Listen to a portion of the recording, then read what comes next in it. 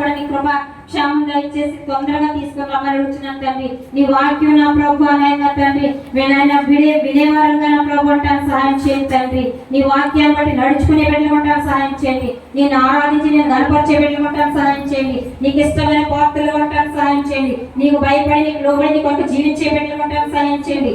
ఆత్మానుసారంగా జీవించడానికి సహాయం చేయండి తండ్రి. కొందనాలు ప్రభా ఏసయ్యా నిన్న ప్రభా నేను నా ప్రభా నిజంగా నా ప్రభు మొరపెట్టేవారికి సమీపం ఉంటానని సెలవిచ్చిన దేవానికి వందనాలు. నిజమైన మొరపెట్టేవారు ఉంటాను సహాయం చేయండి తండ్రి. నేను సంతోషపరిచేవారు ఉంటాను సహాయం. ఈ గొప్ప ప్రార్థన ఈ కాక సభలో నేను ఆశీర్వదించి దీవించమని నా ప్రభు విన్నపములకు నా ప్రభు జవాబు దయచేస్తామని నమ్ముచు యేసయ్య అతి శ్రేష్టమైన నామములో ఉంటాడు బ్రతకలాడి